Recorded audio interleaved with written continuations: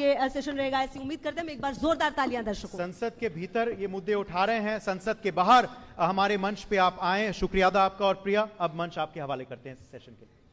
Thank you and thank you Akhilesh ji कि आप आए इंडिया मंच पे। मैं तो कहने कि मैं जय श्री राम बोलूं या जय श्री कृष्ण बोलूं, बिकॉज ये बीजेपी और सपा के बीच में ये भी डिवाइड हो रहा है। जय भीम जय समाजवाद। लेकिन बीजेपी केवल महापुरुषों को, भगवानों को नारे में रखती है, स्लोगन्स में, उनके न रास्ते पे चलती है। इसलिए जय समाजवाद, जय संविधान, जय भीम और बहुत सारे ऐसे हमारे पास नारे हैं, उनसे ही शुरू होना ज़्यादा बेहतर रहेगा। लेकिन लोग घर घर खेलते हैं, आप लोग मंदिर मंदिर खेल रहे हैं। वो अपना अयोध्या में बना रहे हैं, आप अपना सफाई में बना रहे हैं, इटावा में। हालांकि बहुत सारे लोगों ने अलग अलग तरीके से बात को कहा है। सच्चाई में मंदिर तो हमारी यूनिवर्सिटी, कॉलेजेस, स्कूल्स होने चाहिए। और वो जो मंदिर बनाए जा रहे हैं उन पे हम लोग ना जाएं तो ही अच्छा है, क्योंकि भगवान सबके हैं, कोई किसी पे कोई चीज़ थोप नहीं सकता है और कोई थोप नहीं सकता। कई बार कुछ लोग थोपना चाहते हैं चीज़ों को कि यही रास्ता अपनाइए, यही हमारा वो है। तो मैंने भी, क्योंकि भगवान का काम भगवान ही शुरू कर सकते, मैं नहीं कर सकता। अगर जो मंदिर मैं बना रहा हूँ, मेरा सौभाग्य है कि उस स्थान पे बनाने का मुझे मौका मिला जबकि कोई ऐसी तैयारी नहीं थी। जब बनने लगा मंदिर, उसके बाद मुझे इस बात की जानकारी मिली कि ये जो स्थान है, ये वही स्थान है जिसके माध्यम से, जिसके रास्ते से शिव शक्ति रेखा का इसी रास्ते से होना है। तो कोई काम है भगवान स्वयं कराते हैं। मेरा सौभाग्य है कि मुझे ऐसा पुण्य काम करने का मौका मिला। और मैंने कई बार कहा कि अपना मंदिर बनवाने के बाद मैं उनके भी मंदिर पे जाऊंगा। दुख तो इस बात का है, मेरा चिंता है मुझे इस बात की कि एक जगह तो सबने चंदा दिया, दूसरी जगह कोई चंदा ही नहीं दे रहा है। और अगर चंदा देता तो हमारा ही मंदिर जल्दी बन जाता। तो मैं बीजेपी के लोगों से कहूंगा कि इतना पुण्य काम कर रहा हूं मैं, थोड़ा चंदा अपने में से हमें भिजवा दो तो हमारा भी कार्य पूर्ण हो जाए।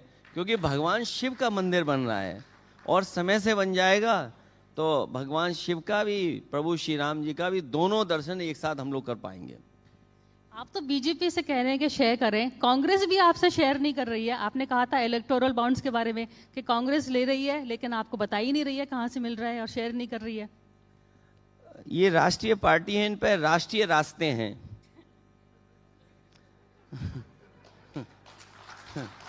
इनके पास राष्ट्रीय रास्ते हैं कि इनके पास सब संपर्क है और वो संपर्क दिल्ली में जब रहेंगे हम लोग तो वो भी ढूंढ लेंगे हम लोग। अच्छा, यही अगला सवाल यही था कि आपको, अब हम दिल्ली में पार्लियामेंट में देख रहे हैं, तो आपको दिल्ली की सर्दी और पार्लियामेंट की गर्मी, आपको मजा आ रहा है दिल्ली में होने का? दिल्ली से बहुत से फैसले होते हैं और यूपी सबसे बड़ा स्टेट है और वहाँ के प्रधानमंत्री हैं, क्योंकि प्रधानमंत्री वहीं से चुने गए हैं। गुजरात से अगर बन जाते प्रधानमंत्री जी तो शायद उत्तर प्रदेश ना आते।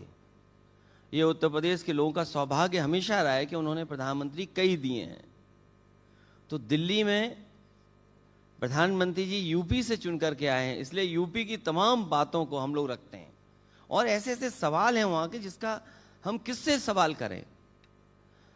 हम लोगों ने तो उत्तर प्रदेश में वो समय देखा है कि अगर कोई 50,000 की कहीं डकैती या कोई आरोप लग गया तो बुलडोजर तैयार रहता था। उसको कोर्ट की जरूरत नहीं थी, न्याय कोर्ट से मिलता है, संविधान हमें न्याय देता है, उसके लिए बुलडोजर था वहां पे। लेकिन इधर हम लोग देख रहे हैं कफ सिरप में इतने लोगों की जान गई, इतना बड़ा घोटाला हो गया। कई अखबार लिख रहे हैं कि 700 कंपनियां थीं जो ट्रांजैक्शन अब ढूंढने के लिए उन्हें जाने कितना समय चाहिए होगा। लेकिन क्योंकि उन्हें बचाना है, स्वजाति लोग हैं, सब शामिल हैं उसमें, तो उन्हें बचाना है। और दुर्भाग्य तो इस बात का है कि भारत का इंटरव्यू जो चैनल हैं, जो एजेंडा चलाते हैं चैनल, वो जाकर के इंटरव्यू ले रहे हैं। एजेंडा शब्द ही निगेटिव हो गया।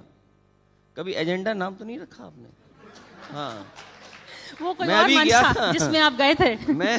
मैं अभी गया था एजेंडा एक कार्यक्रम में। पूरा देश जानता है वो किसका एजेंडा चलाते हैं। सोचिए, एजेंडा शब्द ही निगेटिव हो गया। चैनल जा रहे इंटरव्यू लेने। कभी गलती हम लोगों से भी हो सकती है, कोई गलती। कल को अखबार टीवी वाले हमसे भी सवाल पूछेंगे, और कई ऐसे मौके आए जहां पर हमें जवाब देना पड़ा, लेकिन कोई सवाल नहीं कर सकता प्रेस का। और सुनने में यहां तक आया है कि वैल्यूएशन करने कोई गया तो वैल्यूएशन करने वाले ही भाग गए। कि अगर कोई आरोप लगा है कि ये कोठी इतने करोड़ की बनी है, तो वैल्यूएशन करने वाले भाग रहे हैं वहां। सोचिए आप, ये लॉ एंड ऑर्डर है, ये डर है, ये दहशत है, ये यूपी है। और हमारे मुख्यमंत्री तो और आगे चले गए। उन्हें इलेक्शन कमीशन की खबर मिल गई अंदर से, और खबर ये मिली कि 4 करोड़ वोट भारतीय जनता पार्टी के कट गए हैं। सोचिए, एसआईआर करते करते दूसरों के वोट कटवा रहे थे। ये एसआईआर से दूसरों के वोट कटवा रहे थे इलेक्शन कमीशन से मिलकर के। इधर हमारे मुख्यमंत्री जी कह रहे हैं कि हमारे ही वोट कट गए 4 करोड़। और अगर 4 करोड़ वोट कट गए हैं, तो हमने गणित बनाया कि 403 विधानसभाएं हैं, उनको भाग दे दें, अगर हम डिवाइड कर दें, तो 84,000 वोट हर विधानसभा में कम बीजेपी का हो गया। अब बताओ बीजेपी कैसे जीतेगी? तो ये जो वोट कटे हैं, ये कोई अंदरूनी बीजेपी में नहीं काटा-काटी हो गई दिल्ली वालों और लखनऊ वालों के बीच में?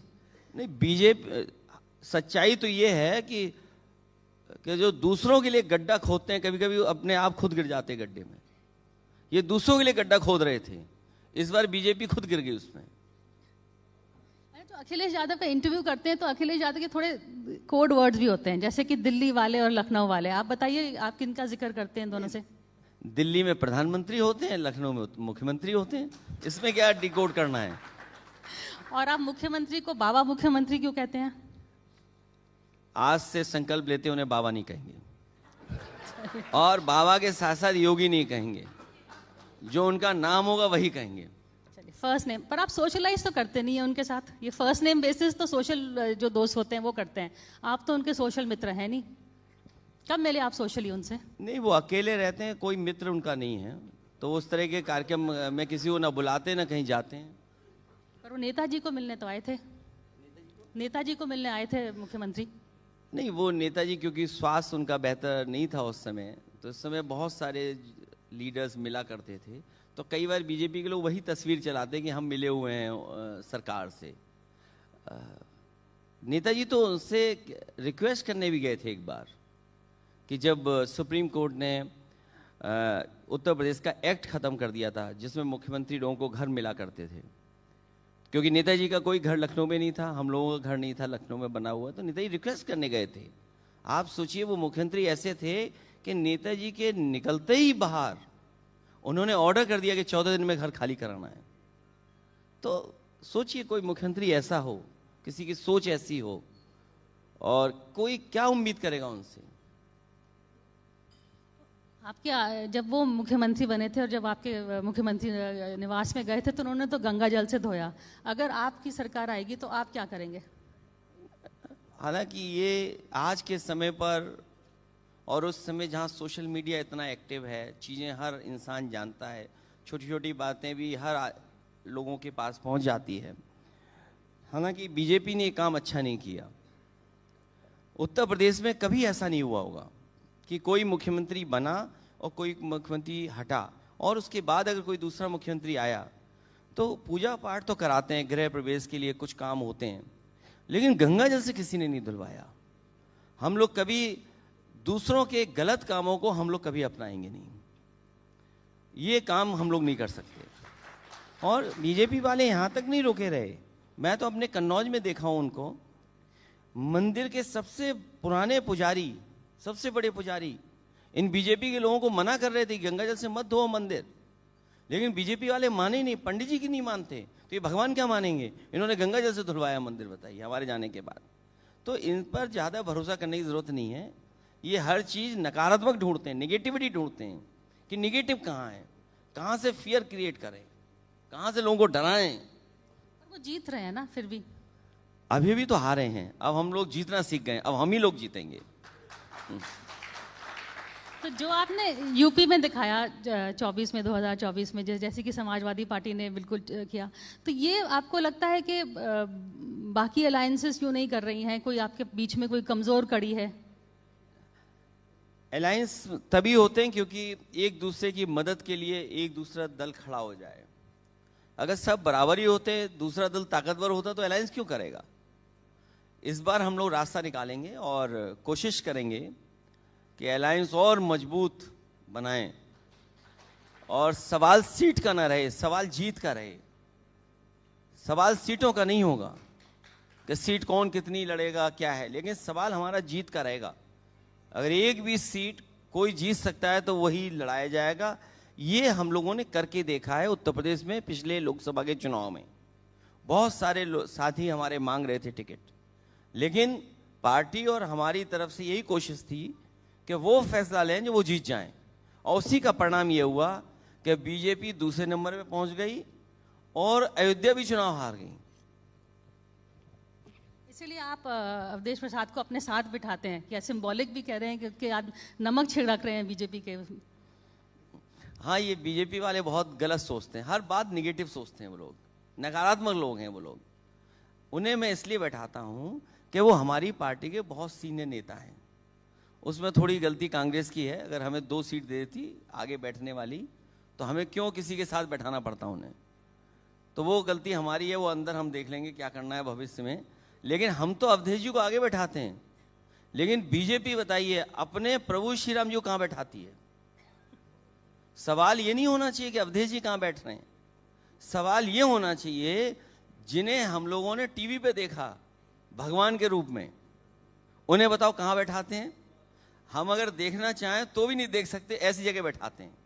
बताइए, जो प्रभु श्री राम जी के लिए वोट मांगते हो और प्रभु श्री राम जी जो टीवी पे देखे हम लोगों ने, अरुण गोविल जी, उन्हें कहां बैठाते हैं? ऐसी जगह बैठाते हैं कोई देख ना ले उनको। तो मैं आपके माध्यम से, कल भी मैंने लोकसभा में कहा था कि उनकी सीट बदल दो। मैं फिर कहता हूं कि उनकी सीट सबसे आगे होनी चाहिए। पर सीट अब खाली बीजेपी करने वाले के लिए, बैठाएंगे नहीं, मैं जानता हूं बीजेपी वाले नहीं बैठाएंगे। क्योंकि वो पीछे किसको भेजेंगे फिर? हाँ? अगर उनको आगे करेंगे तो पीछे किसको भेजेंगे, उसका भी नहीं, सुझाव दे दीजिए। भाई, प्रभु श्री राम जिनको हम देखते हैं टीवी पर, ये नए बच्चे नहीं जानते होंगे, पुराने आपने तो वही प्रभु श्री राम को देखा है। रामायण जब टीवी पे चलती थी, लोग घरों को छोड़ करके आ जाते थे, लोग कोई सड़कों पे नहीं दिखता था, सब देखते थे। पूरा मोहल्ला है जिसके घर पे टीवी होता था, उसमें प्रभु श्री राम का वो कार्यक्रम देखते थे, रामायण देखते थे। इसलिए हमारे आपके चैनल के माध्यम से ये निवेदन है भारतीय जनता पार्टी से, उन्होंने अध्यक्ष बना दिए, राष्ट्रीय प्रदेश अध्यक्ष बना दिए, अब प्रभु श्री राम जी को भी आगे बैठाएं सबसे।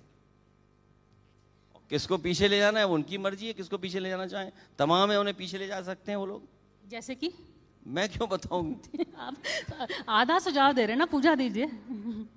बहुत से लोग हैं, उन पे सीटें बहुत हैं, फ्रंट में सबसे ज्यादा सीट उन्हीं के पास हैं, तो वो किसी को भी पीछे कर सकते हैं। और जो भी पीछे जाएगा उसका सौभाग्य होगा कि प्रभु श्री